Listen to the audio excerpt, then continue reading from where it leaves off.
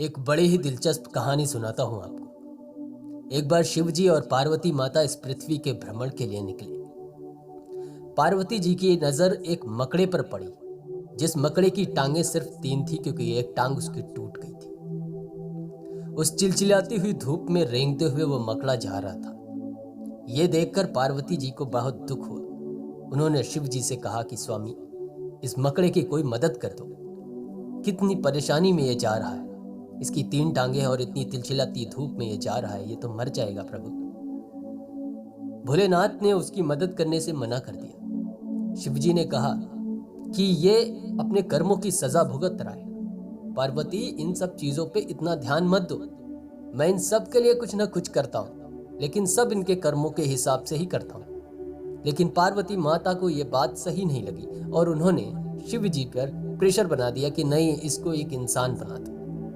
अब भोलेनाथ के आगे पार्वती माता की कहाँ चलने वाली थी, तो उन्होंने उस मकड़े को एक इंसान बना दिया। जैसे ही वो इंसान बना, उसकी इच्छाएं तुरंत प्रभु के सामने आ गई। उसने कहा, प्रभु अब इंसान बना दिया है तो एक घर भी बना दो।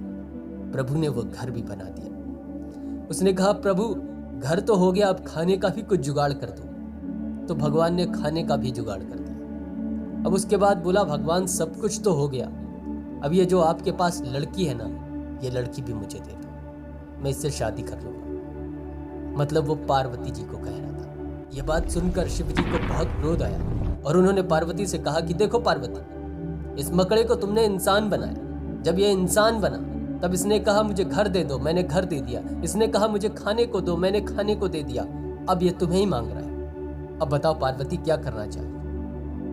ये बात सुनकर पार्वती माता को बहुत दुख। उन्होंने शिव जी से कहा कि स्वामी, इसे वही मकड़ा बना दो, ये इन सब चीजों की लायक ही नहीं। ये उस मकड़े की जिंदगी में ही ठीक है। वहीं जब ये रगड़ रगड़ के चलेगा तब इसे पता चलेगा कि मैंने इसके लिए क्या किया था। प्रभु, इसको फिर से मकड़ा बना दो। और भोलेनाथ ने फिर से उसे मकड़ा बना दिया और वो वहां से आगे चले गए। ये कहानी हमें यही सिखाती है कि नीयत हमारी कैसी होनी चाहिए। उस मकड़े को प्रभु ने मकड़े से इंसान बना दिया, लेकिन जैसे ही इंसान बना उसकी इच्छाएं आ गई, क्योंकि इंसानों में इच्छाएं बहुत होती हैं और वो इच्छाएं इंसान को ले डूबती हैं। हम ही में से कुछ ऐसे इंसान होते हैं जो अपनी इच्छाओं के लिए गलत काम कर देते हैं, गलत रास्ते पर चले जाते हैं, जहां लोगों को परेशान करते हैं, गरीबों पर अत्याचार करते हैं, उनके पैसे को नोच कर खाते हैं। लेकिन ये सब आपको इसी धरती पर भुगतना है। भोलेनाथ भी आपकी मदद नहीं करते, क्योंकि भगवान सिर्फ उन्हीं की मदद करते हैं जो ईमानदारी से अपना जीवन जीते हैं और दूसरों के लिए कुछ करने में यकीन रखते हैं। ईश्वर इनके साथ हमेशा खड़े रहते हैं। इसलिए अपनी नीयत को अच्छा रखिए और अपनी मेहनत को सच्चा रखिए। जल्दी मिलता हूं अगले वीडियो के साथ। तब तक के लिए जय हिंद।